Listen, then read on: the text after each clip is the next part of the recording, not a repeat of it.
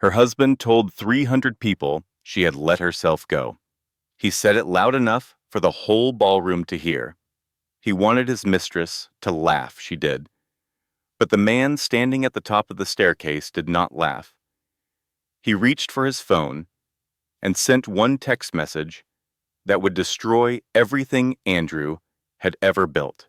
What Andrew did not know was that the quiet woman he had just humiliated, the woman holding back tears in a navy dress that took her an hour to choose, the woman whose body still carried the evidence of bringing his child into the world 8 months ago, that woman was not just his wife. She was the billionaire's daughter. She had walked away from her father's empire at 21 to prove she could stand on her own. She changed her name. She refused the money. She married Andrew because she believed in him. And tonight, in front of every person who mattered to his career, he turned her into a punchline to impress a woman who was secretly stealing from the very company her father built. 300 guests, one cruel joke, and a chain of consequences that would cost Andrew his career, his reputation, his mistress, and the family he never deserved. But Emma did not just survive this night. She used it to become the most powerful version of herself. Please sit back, relax, and stay until the very end, because this story will change the way you see strength, silence, and the price of disrespect. Lesson and value bridge. Before we begin, here is what this story will give you. It is not just entertainment. It is a reminder that your worth does not decrease because someone fails to see it.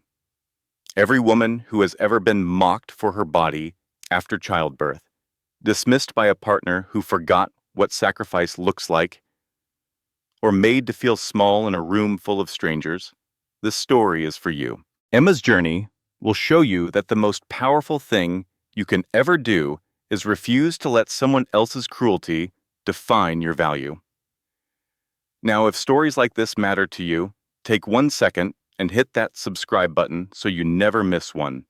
Leave a comment and tell me, have you ever been underestimated by someone who should have known better? I read every single comment, and your story might be the one that helps someone else feel less alone. Share this video with a woman who needs to hear it today. And if this story moves you, that like button lets me know I should keep making content like this for you. All right, let us get into it. Look at her. She really let herself go. This is what happens after a baby. Laugh, make it loud. She needs to hear it.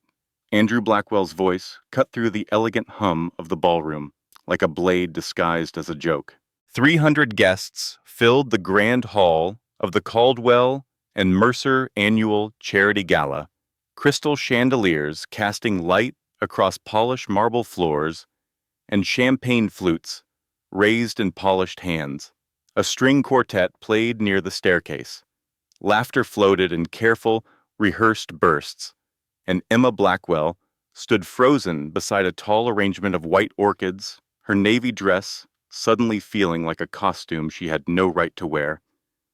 Her husband was not just mocking her, he was performing it, his arm draped casually around the waist of a woman in a red dress, a woman whose name Emma had only recently learned, Vanessa Holt. Andrew repeated the punchline louder this time, tilting his head toward Emma, as if presenting evidence. Motherhood really lets people go, he said, and scattered laughter rippled outward, like poison dropped into still water. But what nobody in that room knew, not Andrew, not Vanessa, not a single laughing face, was that the man standing at the top of the grand staircase, watching everything with quiet fury, was not just Andrew's boss. He was Emma's father. Richard Caldwell, billionaire founder of Caldwell and Mercer Holdings, gripped the mezzanine railing so hard his knuckles turned white. He was not watching an employee misbehave. He was watching his daughter be destroyed by the man he had allowed into his company. And the bill for that humiliation was about to bankrupt more than Andrew's pride. But to understand how we got here, we need to go back 6 months. Emma Caldwell had grown up surrounded by wealth so vast it felt like weather. You did not choose it, You did not earn it. It simply existed around you, shaping every room, every conversation, every assumption strangers made before you opened your mouth.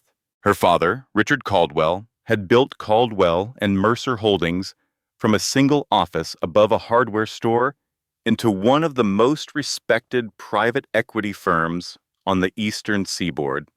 By the time Emma was 12, their last name opened doors she had never knocked on.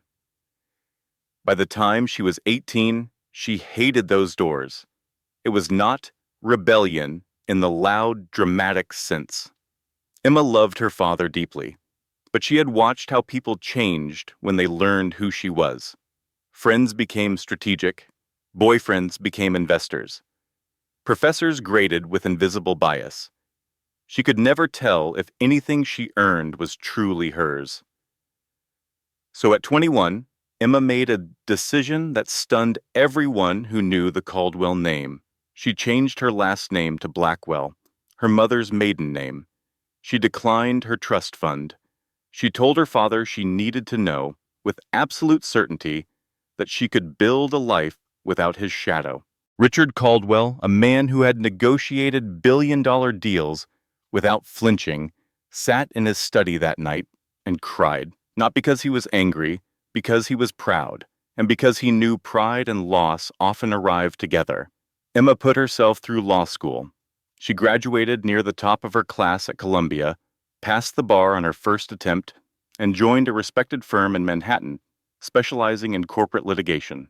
She was sharp, disciplined, and quietly brilliant. Partners noticed a track toward partnership opened ahead of her, like a road with no speed limit. Then she met Andrew. It was at a charity fundraiser, one of those events where ambition wears a tuxedo and calls itself philanthropy. Andrew Blackwell, no relation to Emma's chosen name by coincidence alone, was a rising star in corporate acquisitions. Handsome, confident, magnetic in the way that made people lean closer when he spoke. He had grown up middle class in Connecticut, clawed his way through state school on scholarships, and carried a chip on his shoulder that he disguised as drive.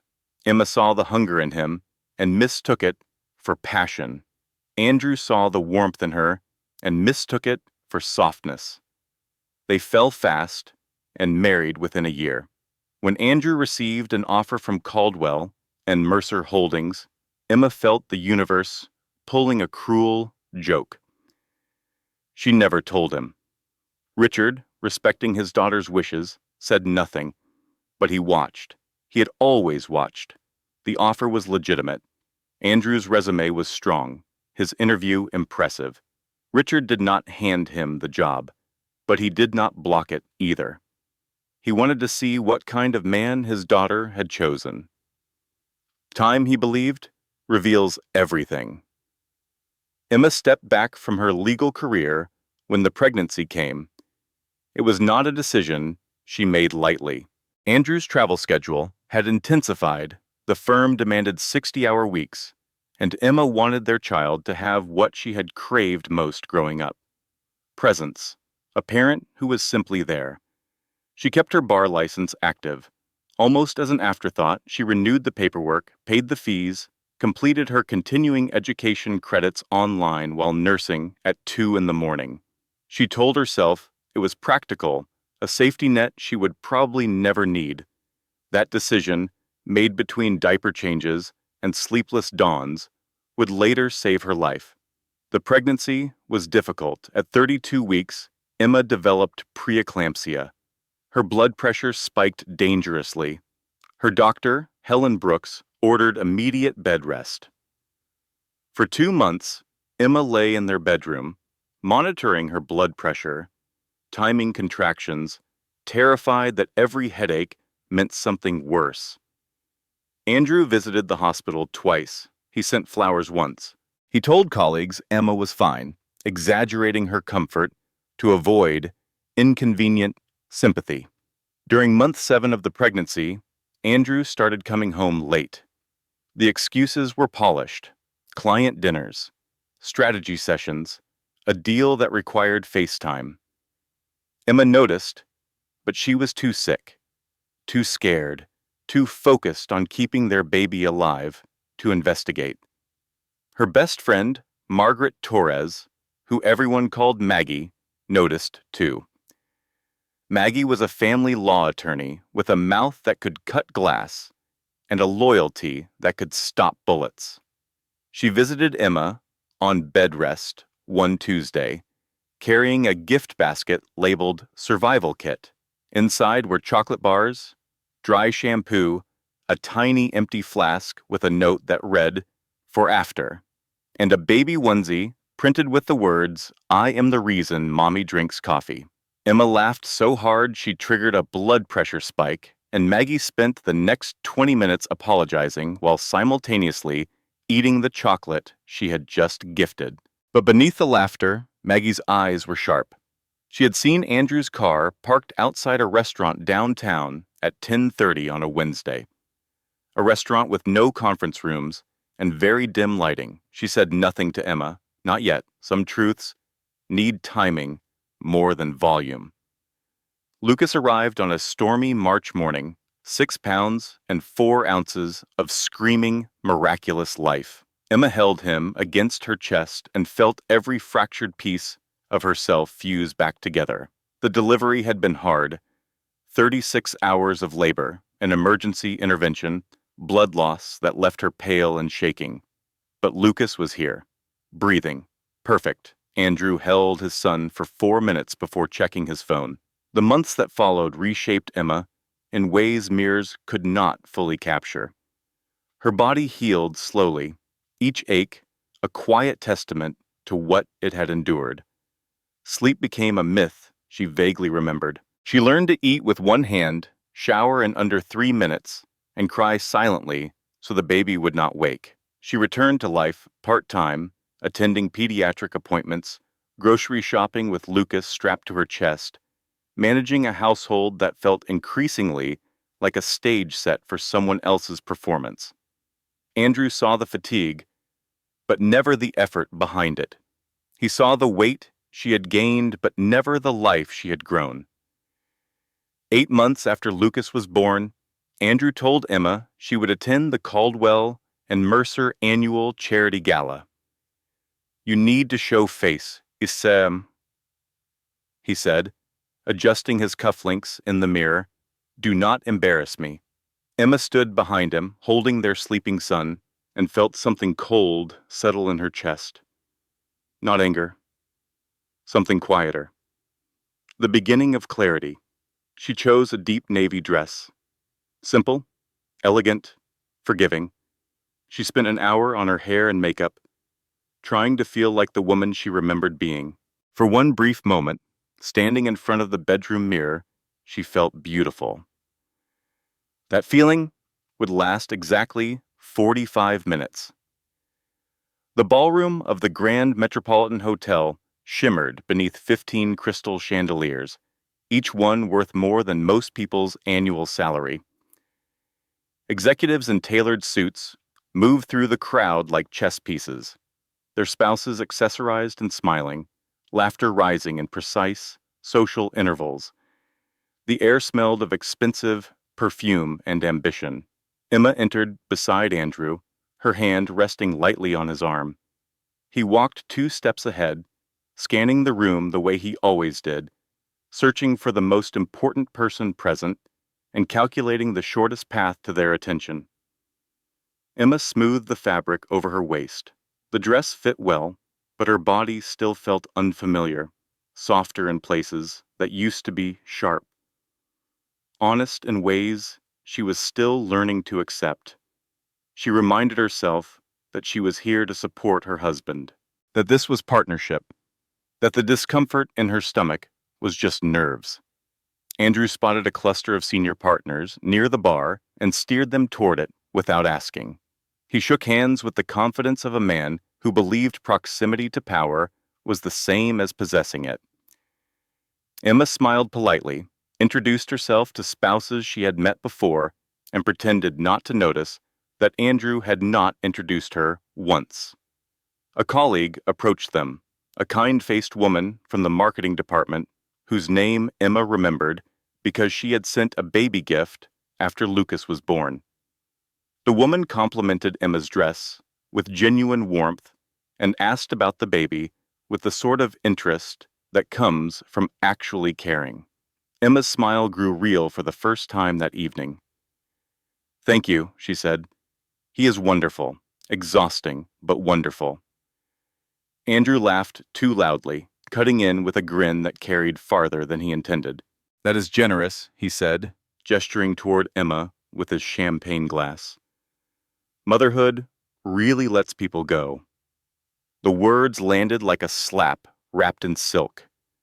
A ripple of uncomfortable laughter spread through the nearby circle, thin and metallic, the sound of people who knew they should not laugh but did not want to create awkwardness by staying silent. Emma felt heat rush up her neck, settling behind her ears. Her fingers tightened around her clutch. She held her posture, refusing to let her face collapse in front of strangers whose names she would forget by morning. The marketing colleague's smile faltered. She glanced at Emma with something between pity and discomfort, then excused herself quickly. The circle dissolved. Andrew did not notice. He was already scanning the room again. Across the ballroom, near a pillar draped in white silk, Vanessa Holt watched with lips curved in satisfaction. She wore a red dress that clung to every deliberate angle. Her dark hair swept over one shoulder, her confidence sharp as a blade. Andrew had insisted she attend, calling her a friend, a colleague, a contact. The words changed depending on who asked. Vanessa caught Andrew's eye and raised her glass slightly. He straightened, shoulders back, chin up, performing strength the way actors perform emotion. For her. Everything tonight was for her. Emma excused herself gently, murmuring something about fresh air. She walked toward the balcony doors with measured steps, each one costing more composure than the last. The night air hit her flushed skin like mercy. City lights blinked far below, indifferent witnesses to a humiliation they could not hear. She pressed her palms against the cold railing and breathed slowly, in through the nose, out through the mouth. The technique her therapist had taught her for panic attacks, though she had never imagined using it at a gala while wearing a dress that had taken her an hour to choose. Inside, music continued. Glasses clinked, deals whispered into corners. Life unchanged for everyone except the woman standing alone on a balcony, reminding herself that she had survived worse than embarrassment.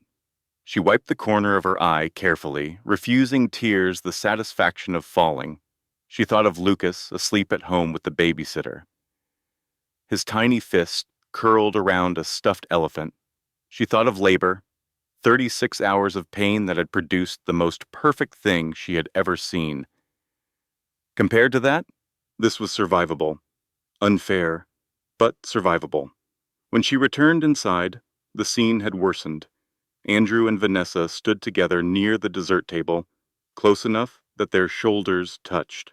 Vanessa's hand rested on Andrew's arm with the casual possessiveness of someone who believed ownership was already settled. Andrew was retelling the joke.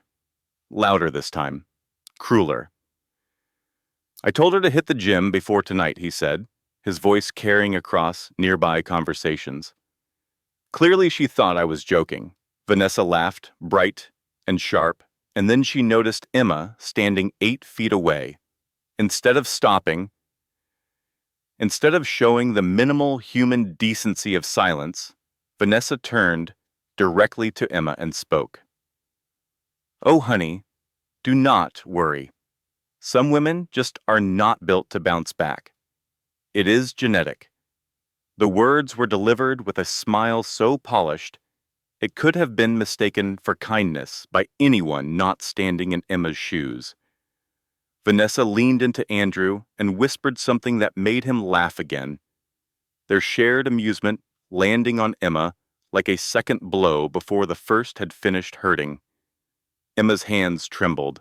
Her clutch slipped from her fingers, and hit the marble floor with a sound that seemed impossibly loud. She bent to pick it up and heard someone nearby whisper, "Poor thing." She straightened, clutch in hand, spine aligned through sheer willpower, and walked away. Not running, not dramatic, just a woman removing herself from cruelty with whatever grace she had left. On the mezzanine above, Richard Caldwell had watched the entire sequence. He had arrived late, entering through the private elevator reserved for the firm's founder, and had been greeting board members on the upper level when his daughter's name drifted up from below. He looked down and saw everything: the joke, the laughter, Vanessa's hand on Andrew's arm, Emma's clutch falling, the way she bent to pick it up, while people watched and did nothing. Richard's hand tightened on the railing until the metal pressed white lines into his palm. His face remained composed because 62 years of leadership had taught him that the most dangerous responses are the quietest ones. But inside, something ancient and paternal ignited, the kind of fury that does not burn fast. It burns complete. He pulled out his phone and sent a single text to his personal attorney. "I need everything on Andrew Blackwell, tonight." Then he straightened his jacket, descended the staircase, and rejoined the gala with a smile that terrified anyone perceptive enough to notice it did not reach his eyes. Emma locked herself in a bathroom stall and called Maggie. Her voice broke on the second word. "He did it in front of everyone," she whispered. She was right there. They were laughing. Everyone saw. Maggie's response came fast and fierce. "Give me the address. I am coming with bail money and a very specific plan that I cannot discuss on a recorded line." Emma laughed through her tears, a broken, grateful sound. Then she looked at herself in the bathroom mirror and did not recognize the woman staring back. Somewhere between the pregnancy and the humiliation, Emma Caldwell had disappeared. And Emma Blackwell, the woman who had chosen that name to prove she could stand alone, did not know how to find her way home. The car ride home was silence wrapped in leather seats and city lights.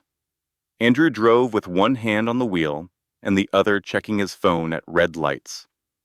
His expression satisfied, energized, the face of a man who believed the evening had gone well. Emma sat in the passenger seat with her hands folded in her lap, her gaze fixed on the window where reflections of street lamps passed like slow, distant heartbeats. She was not planning what to say. She was not rehearsing an argument. She was listening to something inside herself shift, the way you hear a foundation crack before you see the damage. Andrew broke the silence first. "You could at least try to look like you had a good time. You made me look bad." Emma turned her head slowly. "I made you look bad." It was not a question. It was an echo, repeated so he could hear the shape of his own words. Andrew sighed dramatically. "See, this is what I mean. Everything is about you lately." Emma looked at him for a long moment, then turned back to the window. She did not have the energy to explain how deeply wrong that sentence was. Not tonight. Tonight she just needed to get home, check on Lucas, and breathe without an audience. At home, the babysitter reported that Lucas had slept the entire evening, and Emma thanked her with a warmth that felt like the first honest interaction she had experienced in hours. She paid the girl, locked the door, and went to the nursery where her son lay sleeping with one arm stretched above his head, fingers curled loosely, as though reaching for something in a dream. Emma stood over the crib and let the tears come. Quietly, privately, the way she had learned to cry since becoming a mother. Sound carried in this house, and she had long ago stopped trusting what Andrew would do with her vulnerability. The confrontation came the next morning. Andrew was eating toast at the kitchen counter, scrolling through his phone, when Emma set a cup of coffee in front of him and sat down across the island. "We need to talk about last night," she said. Andrew did not look up. What about it? Emma's voice was steady. You humiliated me in front of 300 people. You called me fat. You let another woman mock me to my face. And then you acted like I was the problem. Andrew finally looked up, his expression hovering between annoyance and amusement. Emma, it was a joke. People laughed. You are being sensitive. I am being accurate, Emma replied. There is a difference. Andrew set his phone down with exaggerated patience. You want me to apologize for having a sense of humor? Fine. I am sorry you were offended. Emma held his gaze. That is not an apology. That is a relocation of blame. Something flickered across Andrew's face. Irritation sharpened into something harder. Okay, you want honest? Here is honest. You have changed, Emma. You used to take care of yourself. You used to try. Now you use the baby as an excuse for everything. Your weight, your mood, your appearance, it is exhausting. The words landed like calculated strikes, each one aimed at the places Emma was most vulnerable. She felt them hit, felt the old instinct to absorb the blow, to shrink, to wonder if maybe he was right. But then she remembered the balcony, the bathroom stall, Maggie's voice on the phone, and something in her spine refused to bend. My body carried your child, she said quietly. Your son. I nearly died bringing him into this world. I am not going to apologize for what that cost me. Andrew rolled his eyes. Spare me the martyr speech. Emma continued, as if he had not spoken. How long has it been going on with Vanessa? The kitchen went silent. Andrew's toast stopped halfway to his mouth. His jaw tightened. It is not what you think, he said. How long, Andrew? 7 months. The number hung in the air between them. Emma did the math instantly, the way her legal mind processed facts even when her heart was breaking. 7 months. He had started the affair when she was on bed rest with preeclampsia, when her blood pressure was dangerously high, when she could not walk to the bathroom without monitoring her pulse, when she could have died.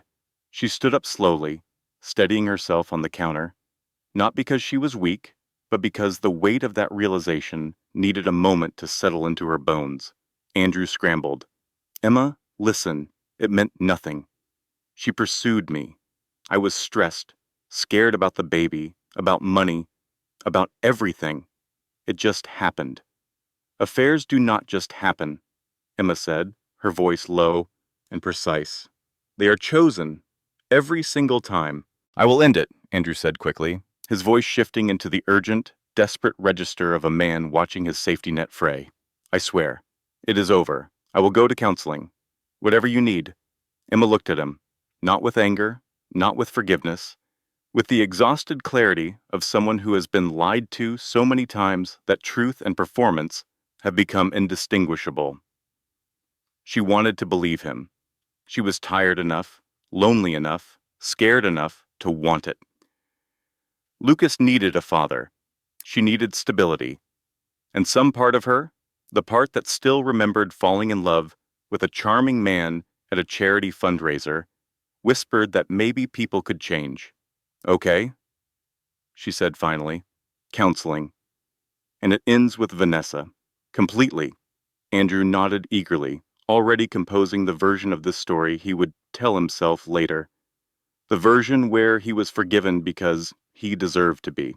For 2 weeks, Andrew performed redemption the way he performed everything, convincingly, as long as you did not look too closely.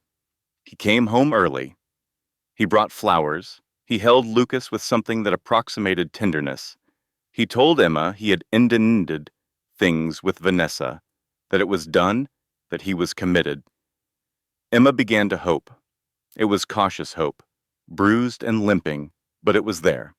She started sleeping in their bedroom again. She cooked dinner twice.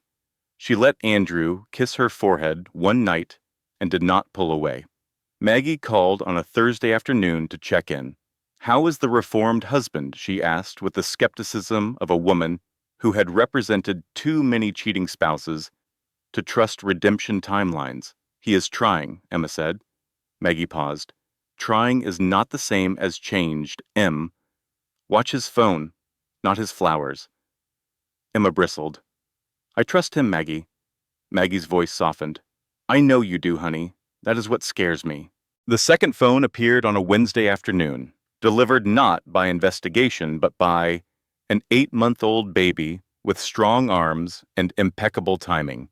Emma was feeding Lucas in the kitchen when he reached for the counter, grabbed the strap of Andrew's gym bag, and pulled it off the edge. The bag hit the floor, and a phone she had never seen before slid across the tiles, spinning to a stop against the refrigerator. Emma stared at it. Lucas gurgled happily, pleased with his destruction. She picked up the phone. It was not Andrew's regular device. It was a prepaid smartphone, the kind sold at convenience stores, the kind purchased by people who needed conversations to disappear. Her hands were steady as she pressed the power button. No passcode. Andrew's arrogance had always been his most reliable feature. The messages loaded, and Emma's cautious, limping hope collapsed like a condemned building. Hundreds of texts to Vanessa. He had never stopped. The counseling sessions he claimed to attend every Tuesday evening were hotel reservations. The flowers he brought home were Vanessa's suggestion, chosen together over lunch with a laughing emoji. A message from 3 days ago read, "She actually thinks I changed. This is almost too easy." Emma scrolled further, her legal training overriding her emotions, cataloging evidence the way she once cataloged case files. And then she found something that changed everything, a separate thread. Vanessa communicating with an unknown number. The messages contained detailed financial information, acquisition targets, deal timelines, internal valuations, all proprietary, Caldwell and Mercer data. Vanessa had been extracting confidential information from Andrew, likely through casual conversation he was too proud to recognize as interrogation, and feeding it to a competing firm. Andrew was not just a cheating husband. He was an unwitting corporate spy. And Vanessa was not just a mistress. She was an operative who had seduced the right man at the right company to steal the right information. Emma set the phone down carefully. Lucas reached for her necklace and she lifted him, pressing her lips to his forehead, breathing in the smell of baby shampoo and innocence, while her mind raced through implications that stretched far beyond her marriage.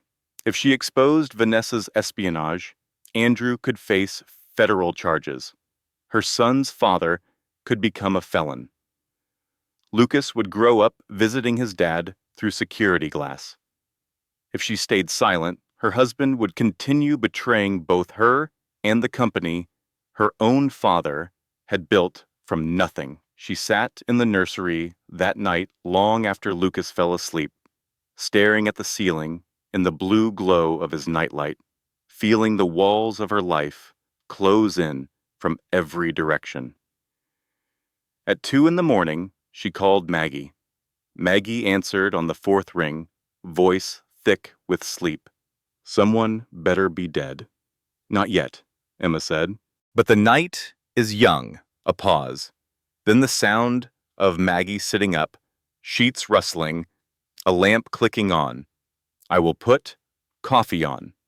Emma told her everything. The second phone, the messages, the corporate espionage, the impossible choice between protecting her son's future and exposing the truth. Maggie listened without interrupting, which for Maggie was the equivalent of a standing ovation of self-control. When Emma finished, the line was quiet for a long moment. Then Maggie said, "Do not confront him. Do not delete anything. Do not tell anyone else. Tomorrow morning, you are going to bring me that phone and every piece of financial documentation you can access. We are going to copy everything to a secure cloud server. And then we are going to build a case so airtight that when this man falls, he falls into a hole he cannot climb out of." Emma exhaled. "I do not know if I can do this." Maggie's voice hardened with love. "You put yourself through Columbia Law School while waitressing 3 nights a week. You survived preeclampsia. You are raising a baby alone while married. You can absolutely do this. Emma wiped her face with the back of her hand. What if I lose Lucas? Maggie's answer came without hesitation. You will not, because I am the best family law attorney in this city, and I do not lose. Emma spent the next 2 weeks in careful, invisible motion. She copied the contents of the second phone to a secure cloud drive. She requested bank statements going back 18 months and discovered Andrew had been siphoning money into a separate account. The total, $47,000, had been transferred in small increments designed to avoid detection. She contacted her former law firm to explore returning to practice. She found a small apartment 4 miles from the house and signed a lease under her maiden name. She arranged everything with the precision of a woman who had once built legal arguments for a living and now needed to build an escape. She did not tell Andrew. She smiled at dinner. She thanked him for the flowers. She let him believe the performance was working. And every night, after he fell asleep, she added another document to the cloud drive, another screenshot, another brick in the wall she was building around him. On a Friday afternoon, Maggie called with news that made Emma sit down on the edge of the bathtub. The papers are ready, Maggie said. Divorce filing, custody petition, financial fraud documentation. We serve him Monday at his office. Maximum professional embarrassment, minimum time for him to prepare. Emma felt something she had not felt in months. Power. Small, fragile, new, but real. She bought herself a new dress that weekend, not to look good for anyone else, because she wanted to feel like Emma again. That feeling lasted exactly 72 hours. On Wednesday evening, Andrew came home sober and calm. He sat Emma down at the kitchen table with a composure that immediately frightened her, because Andrew was never calm without a strategy behind it. I talked to my lawyer today, he said. Emma's pulse spiked, but her face remained still. What lawyer? Andrew leaned forward, his voice measured, almost gentle, the way a predator slows down when it knows the prey cannot run. If you try to leave me, I will get full custody of Lucas. Emma's blood went cold. Andrew continued. My lawyer says a judge will see a mother who quit her career, has no income, no property in her name, and a documented history of postpartum emotional instability. Your therapist's notes, Emma. You left that office crying 3 weeks ago. I have a witness. The room tilted. Emma gripped the edge of the table. Andrew was not finished. The house is in my name. The cars are in my name. The savings accounts are in my name. You signed those documents when you trusted me to manage our finances. Remember, Emma remembered. She remembered signing papers while nursing Lucas, while exhausted, while trusting the man she married to handle the details she was too overwhelmed to read. Andrew had been building this cage for months. The therapy he had encouraged, the financial management he had insisted on, the property titles he had arranged.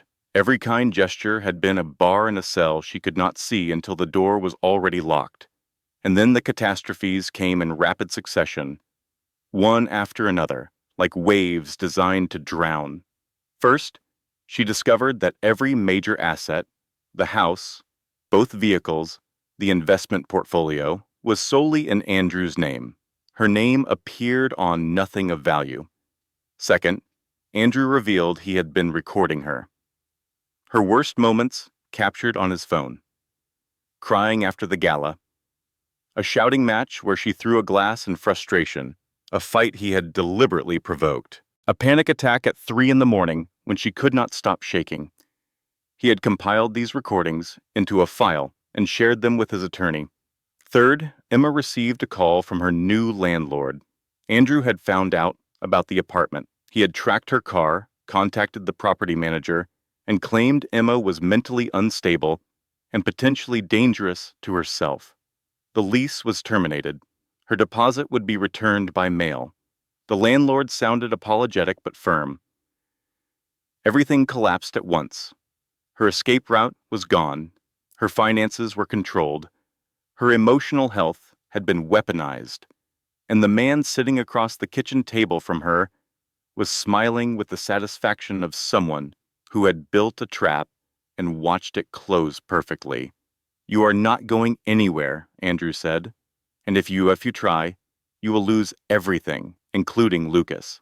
That night, Emma sat in Maggie's car in a grocery store parking lot at 11, Lucas asleep in his car seat, and stared through the windshield at nothing. "He planned this," she said, her voice hollow. "Every therapy session, every nice gesture, every document I signed. He was building a cage." Maggie sat beside her, hands tight on the steering wheel of a parked car, fury radiating from her in waves. "Then we build a bigger one," she said, "around him." Emma shook her head slowly. "I have no house, no money I can access, a husband who has recordings of me at my worst, and he is threatening to take my son." Maggie turned to face her. "Emma Caldwell Blackwell, you graduated top of your class from Columbia. You passed the bar on your first try. You survived preeclampsia and 36 hours of labor. You kept your license active while breastfeeding at 2 in the morning. You are the smartest, strongest, most stubborn woman I have ever known. And I once represented a woman who hid divorce papers inside a frozen turkey for 3 months. So trust me when I say this. He has not won. He has just shown us his entire hand." Emma stared at her best friend, then at her sleeping son, then at her own reflection in the dark window, a woman she barely recognized but was beginning to remember. "There is one more option," Emma whispered. "One I swore I would never use." Before Emma could reach for that option, Vanessa made a move that nearly shattered what little ground remained. A text arrived on Emma's phone from an unknown number. Simple, direct, devastating. "We should talk, woman to woman. Coffee tomorrow. You will want to hear what I have to say." Maggie told her not to go. "Do not give that woman oxygen," she argued. "She feeds on reactions." Emma went anyway. Not out of weakness, out of strategy. She needed to understand exactly what she was dealing with. Vanessa was already seated at a corner table when Emma arrived, a latte in front of her, legs crossed, posture radiating the kind of confidence that comes from believing you have already won. She smiled when Emma sat down, and the smile was so polished it could have been sold at auction. "Thank you for coming," Vanessa said, as though she had extended an invitation to brunch rather than a confrontation. Emma said nothing. She set her phone face down on the table and waited. Vanessa studied her for a moment, then leaned forward slightly. "I will be direct," she said. "I am pregnant, 8 weeks." The words hit Emma like a physical blow, but she did not flinch. She had spent too many hours in courtrooms to let her face betray her mind. Vanessa continued, her voice soft with manufactured sympathy. "Andrew knows. He is thrilled. And honestly, Emma, I think deep down you know this marriage has been over for a long time. I am not here to gloat. I am here to offer you a clean exit." Emma's hands stayed folded on the table. Her pulse hammered, but her expression remained still. "Take whatever settlement Andrew offers," Vanessa said. "Disappear quietly. If you fight this, I promise you, you will lose everything, including Lucas." The threat was delivered with a smile, like poison served in a crystal glass. Vanessa tilted her head slightly, studying Emma's reaction, the way a scientist watches an experiment. Emma looked at her for a long moment. Then she said, in a voice so calm it made Vanessa's smile falter by a fraction, "You think you know who you are threatening. You do not." She stood, picked up her phone, and walked out without looking back. In the car, she sat for 3 minutes, with her forehead against the steering wheel. Then she straightened, wiped her eyes once, and made the call she had sworn she would never make. The phone rang twice, A voice she had not heard in over a year answered. "Hello." Emma's throat tightened. "Dad, it is Emma. I need help." Silence. Then a breath. Then a voice that carried 62 years of strength and the particular tenderness reserved for the child who had broken your heart by being brave enough to leave. "Tell me where you are," Richard Caldwell said. "I am coming."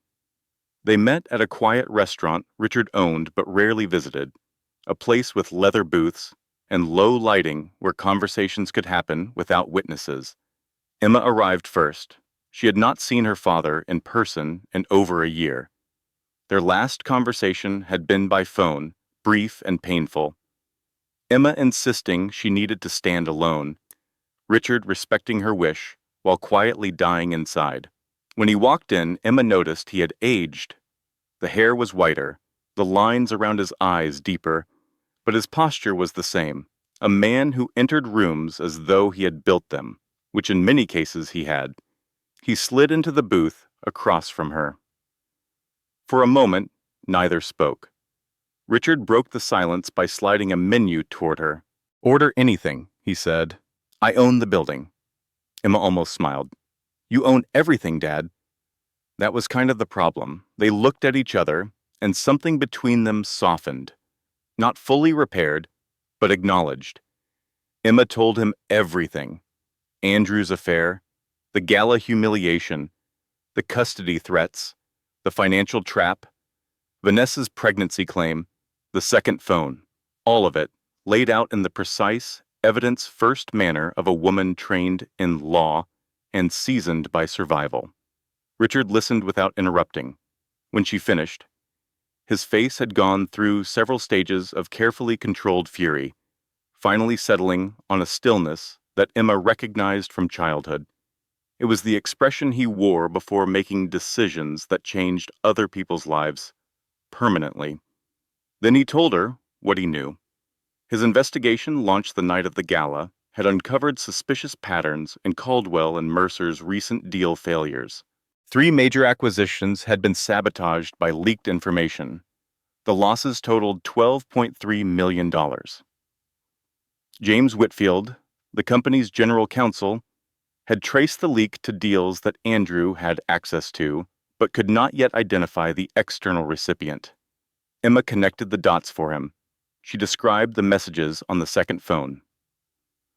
Vanessa feeding proprietary information to a competing firm using Andrew as an unwitting source, extracting data through conversations he was too proud to recognize as interrogation. Richard's expression changed. Just slightly, but enough to send a chill through the warm restaurant. "He used my company to betray my daughter," he said quietly. Emma reached across the table. "Dad, I need you to understand something. I am not coming to you because I cannot handle this alone.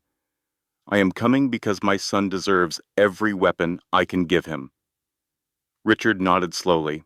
"What do you need? Your lawyers? Your investigators? And one more thing. Name it. I need you to keep being his boss. Smile at him. Promote the meeting. Let him think he is winning until he is not." Richard studied his daughter across the table, with an expression she had never seen directed at her before. It was not parental concern or protective fury. It was professional respect. The look he gave equals. "You really are my kid," he said.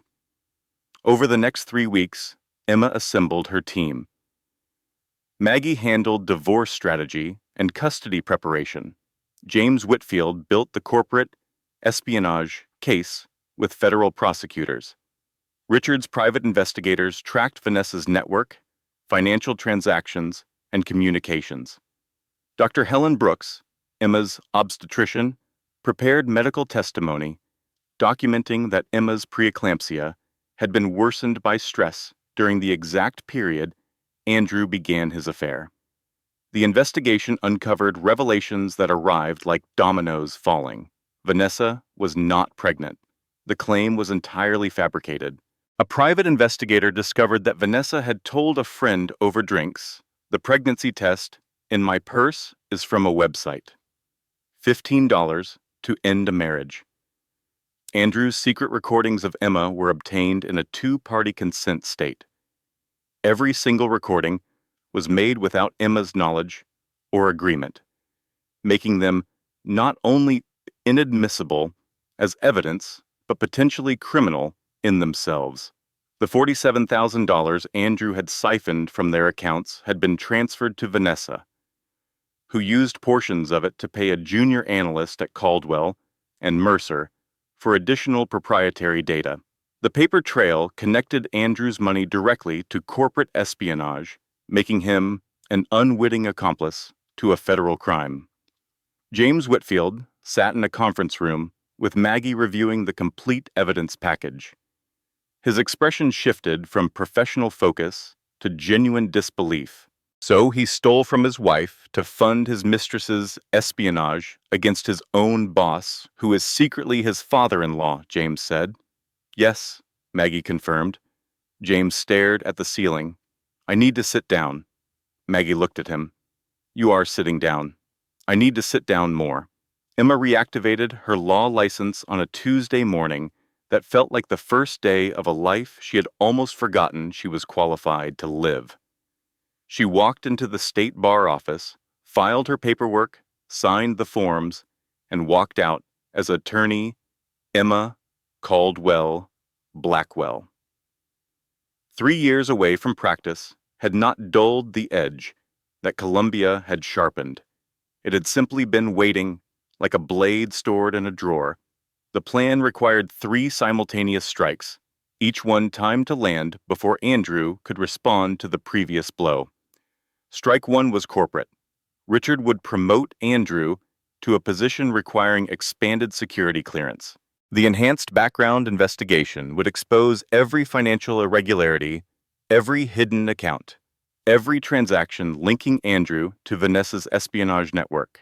Andrew would walk into his own destruction, believing it was his coronation. Strike 2 was criminal. James Whitfield would submit a formal referral to the FBI documenting the corporate espionage, the leaked data, the financial trail. Vanessa's competing firm was already under preliminary investigation. The evidence was comprehensive, meticulously documented, and devastating. Strike 3 was personal. Emma would file for divorce, citing fraud, financial abuse, coercive control, and adultery. She would petition for full custody, complete asset recovery, and a restraining order. Her filing would include documentation of Andrew's illegal recordings, his financial manipulation, his deliberate weaponization of her mental health treatment, and his systematic campaign to isolate and control her. Each strike was designed to reinforce the others. The corporate exposure validated the personal abuse. The criminal referral eliminated Andrew's credibility in custody proceedings. The divorce filing created a civil record that supported the federal case. Together, they formed a structure so comprehensive that escape required disproving everything simultaneously. Andrew, meanwhile, moved through his days with the confidence of a man who believed he was ascending. Richard had scheduled a private meeting to discuss Andrew's expanded role. Andrew interpreted this as the promotion he had been chasing since his first day at the firm. He bought a new suit. He rehearsed his acceptance speech in the bathroom mirror. He texted Vanessa from his second phone, the one he did not know had been copied. It is almost over. Once I am in the executive suite, Emma gets nothing. Vanessa replied, make sure the prenup is airtight for wife number 2. They did not know that every text was now being monitored under a court-authorized warrant. Every word they typed was evidence cataloging itself. In the final days before the strike, Andrew noticed small things that his ego prevented him from interpreting correctly. Richard was friendlier than usual. Emma seemed calmer. The HR director smiled at him in the elevator with what appeared to be genuine warmth. The office felt different, like a room that had been cleaned too thoroughly, every surface polished, every corner tidy, the kind of order that usually precedes something being dismantled. Andrew mentioned this to Vanessa. "Something feels off," he said over the phone. "You are being paranoid," she replied. "You are about to get promoted. Relax. My boss smiled at me today." A pause. "Okay, that is weird." On the morning of the planned meeting, Andrew attempted to access his hidden bank account to transfer funds.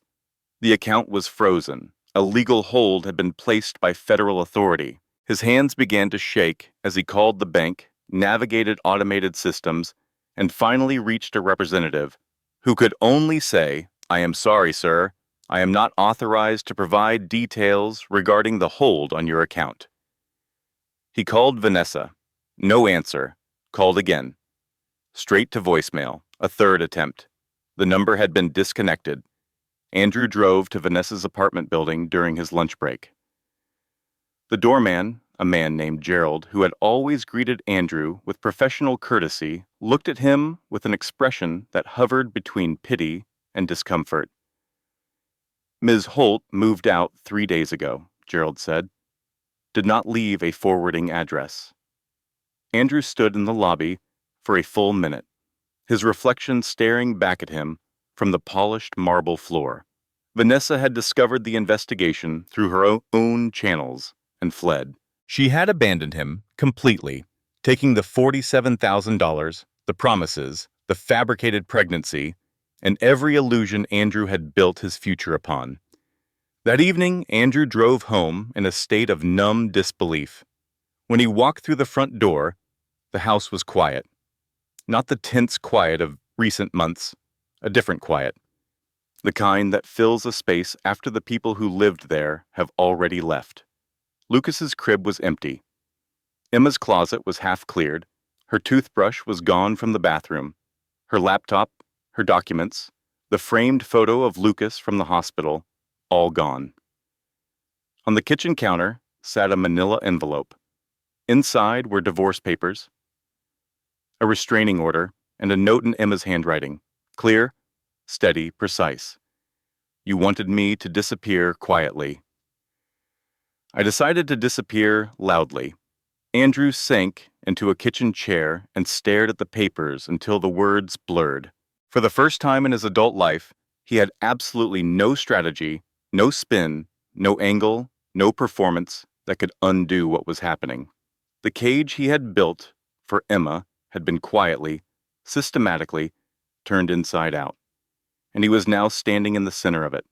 3 days later, Andrew arrived at Caldwell and Mercer, wearing his best suit and carrying a leather portfolio he had purchased specifically for what he believed would be the most important meeting of his career. The elevator ride to the executive floor felt longer than usual. The hallway smelled of polished wood and fresh flowers. Since Andrew had always associated with power and proximity to people who mattered, he nodded at the assistant outside the boardroom. "Good morning, Andrew," she said. Her tone was professional and completely unreadable. "They are ready for you." Andrew straightened his tie, took a breath, and pushed open the heavy double doors. The boardroom was long, glass-walled, with a mahogany table that seated 20. At the head sat Richard Caldwell, hands folded, expression composed. To his left was James Whitfield, the general counsel, with 3 thick, legal binders arranged in front of him, like evidence exhibits at trial. To his right sat Miss Lawson from HR, her laptop open, her face professionally neutral. Near the window stood 2 people Andrew did not recognize. A man and a woman in dark suits with credentials clipped to their belts. Federal agents. Their posture communicated everything their silence did not. And in the corner, sitting in a leather chair, with perfect posture, wearing a charcoal suit that fit her like armor, was Emma. Andrew stopped in the doorway. The portfolio slipped slightly in his grip. "Emma," he said, "what are you doing here?" Richard's voice cut through the confusion. "Sit down, Andrew." Andrew sat, not with his usual confidence, with the mechanical compliance of someone whose body understood the situation before his mind caught up. Richard did not waste time. "This meeting is not what you were expecting," he said. "Let me clarify its purpose." James Whitfield opened the first binder. "Over the past 4 months," he began, "Caldwell and Mercer has experienced data breaches resulting in the compromise of 3 major acquisition strategies. Total estimated losses are $12.3 million. Our investigation has traced the source of these leaks to information accessible through your department credentials." Andrew's face drained of color. "I did not leak anything," he said quickly. Whitfield continued, as though Andrew had not spoken. "The proprietary information was transmitted to a competing firm through an intermediary identified as Vanessa Holt. Ms. Holt received the data through conversations with you and through a junior analyst she recruited using funds you provided." Andrew's mouth opened. The words that came out were fragmented. "She was not. I did not know. The money was personal. The financial trail has been documented and submitted to federal investigators," Whitfield said. He turned to the agents near the window. "These representatives from the FBI are present to inform you of your status in their ongoing investigation." The female agent stepped forward. "Mr. Blackwell, you are currently identified as a person of interest in a federal investigation into corporate espionage and fraud. You are not under arrest at this time. Your cooperation in this investigation will significantly influence any charging decisions." Andrew's hands gripped the armrests of his chair. His knuckles were white. His breathing had become shallow and visible. Richard let the silence hold for exactly the right amount of time. Then he stood, walked around the table, and stopped beside Emma's chair. He placed his hand on her shoulder with the tenderness of a father who had waited 8 years for permission to protect his child again. Then he looked directly at Andrew. "I would like to introduce you to someone you should have treated better," Richard said. "This is my daughter, Emma Caldwell." The boardroom went perfectly still. Andrew stared at Richard's hand on Emma's shoulder, then at Emma's face, then back at Richard, his mind trying to process a revelation that rewrote every assumption he had operated under since joining the firm. "Your daughter," Andrew whispered. Richard continued. "8 years ago, she walked away from everything I could give her because she wanted to earn her own life. She changed her name. She refused my money. She declined every advantage I offered. She married you because she believed in you." He paused, his voice dropping to a register that made the federal agent stand slightly straighter. "And you humiliated her at my gala, in my ballroom, in front of my guests, while she was recovering from carrying your child." Andrew's voice cracked. "I did not know." Emma spoke for the first time. "That is the point, Andrew. You should not have needed to know who my father was to treat me with basic decency." The sentence landed in the room like a verdict. Andrew opened his mouth to respond and found nothing. No excuse, no strategy, shabum, no performance, no charm. Just a man sitting in a chair that suddenly felt far too large for him. Miss Lawson from HR spoke next. "Your employment at Caldwell and Mercer is terminated effective immediately," she said. "Security will escort you to collect personal items from your office. Your access credentials have been revoked." Andrew looked around the room wildly, as though searching for an ally. There were none. James Whitfield slid a document across the table. "This is a separation agreement," he said. "It includes a comprehensive non-disclosure clause and cooperation requirements related to the federal investigation. Your attorney should review it, but I will note that refusing to sign will not improve your position." Andrew stared at the document, then at Emma. "Emma," he said, and his voice carried the desperate quality of a man finally understanding the full weight of what he had done. "Please." Emma met his eyes. She did not look triumphant. She did not look cruel. She looked like a woman who had walked through fire and emerged not unburned, but standing. "I filed for divorce 3 days ago," she said. "Full custody of Lucas, full asset recovery. My attorney has documented your financial manipulation, your illegal recordings in a two-party consent state, your coercive control, and your adultery." Vanessa's pregnancy was fabricated. She admitted it to a friend, and our investigators have the recording. Andrew's face collapsed.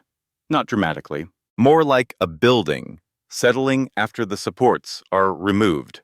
Slowly, completely, irreversibly. "She was not pregnant," he whispered. "No," Emma said. "She was not. She was using you, Andrew. The same way you were using me. The difference is, I survived it."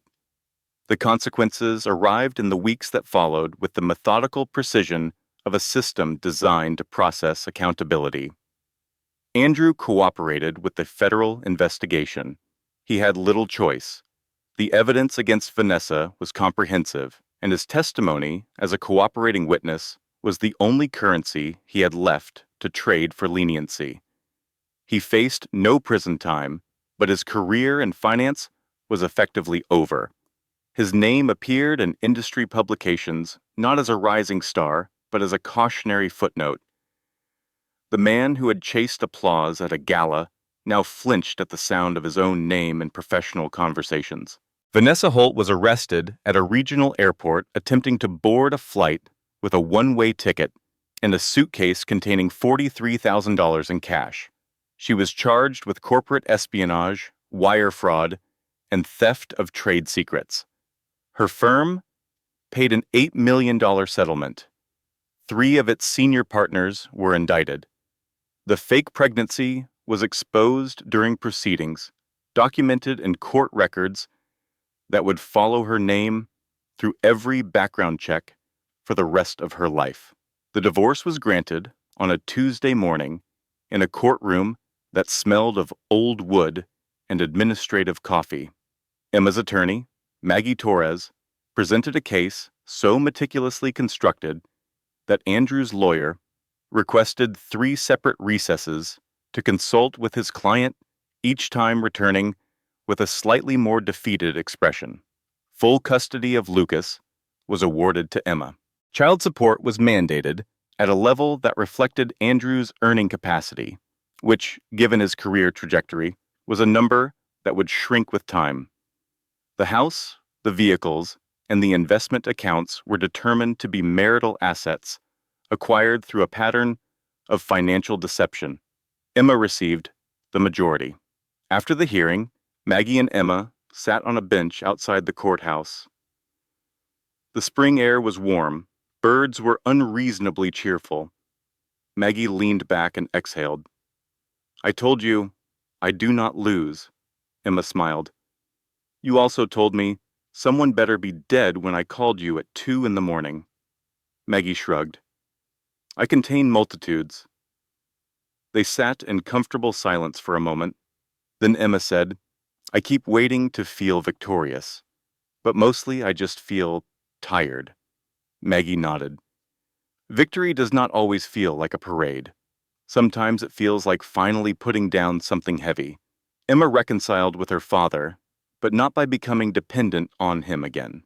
She accepted his help the way adults accept help from people who love them, with gratitude, without shame, and with boundaries that honored both their independence and their bond. Richard funded nothing. Emma did not ask, and he did not offer. What he gave her instead was presence.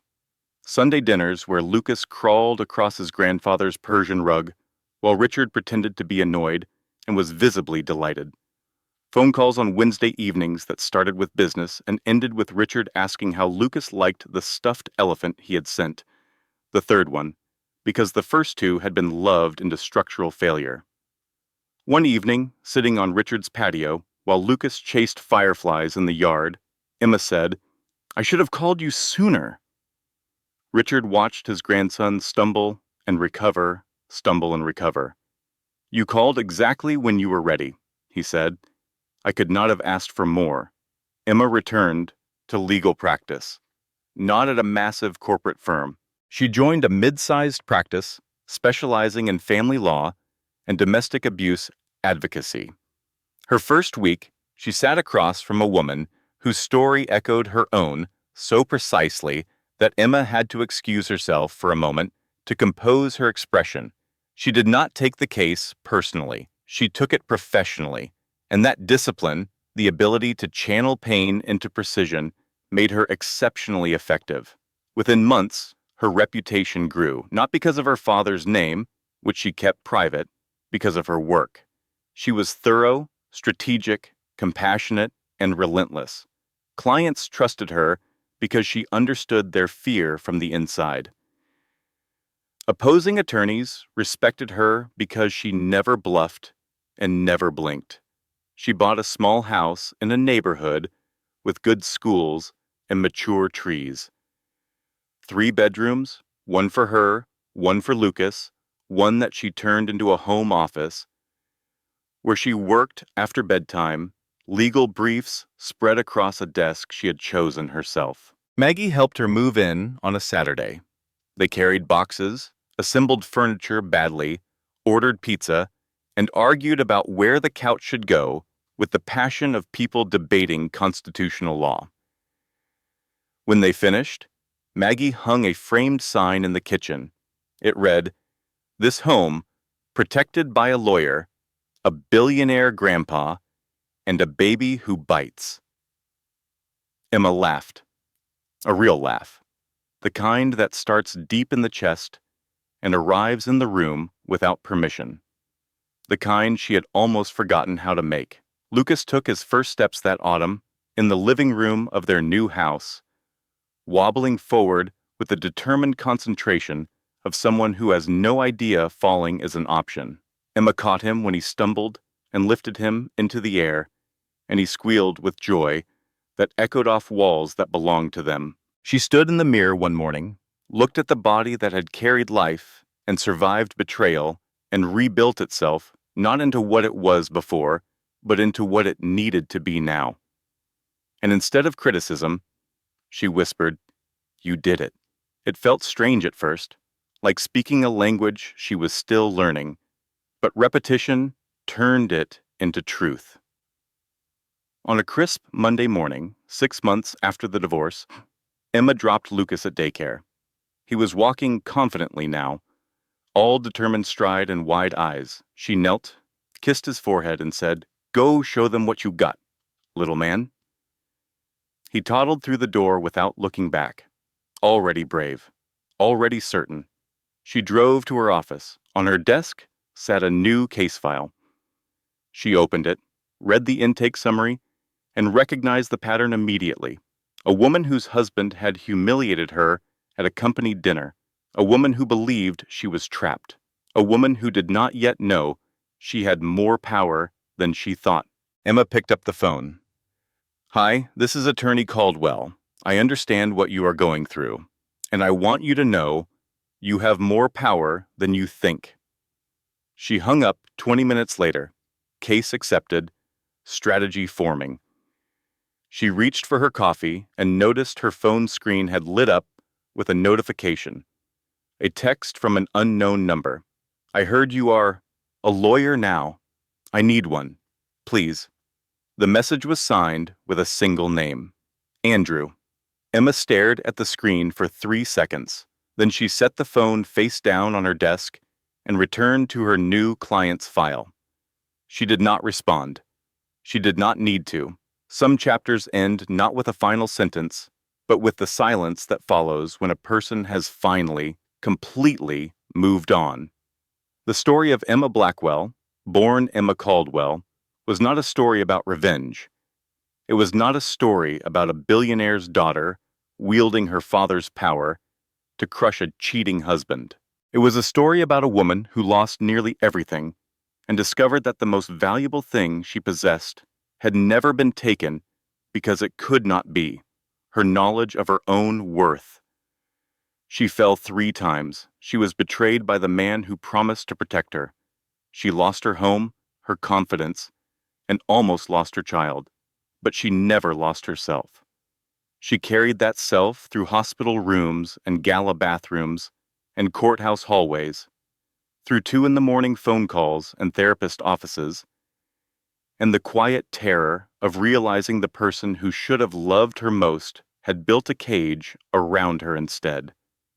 And she walked out, not because someone rescued her, because she remembered she had always known how to open doors. She had just forgotten, for a while, that she was allowed to. If you are watching this and you see yourself in Emma's story, hear this. You are not what they called you. You are not the weight you gained or the tears you cried at 3 in the morning. You are not the cruel words someone used to make themselves feel powerful at your expense. You are the woman who got up the next morning and chose herself. And that is the most powerful thing any person can do. Thanks for watching. If this story moved you, leave a like and share it so others can hear it too.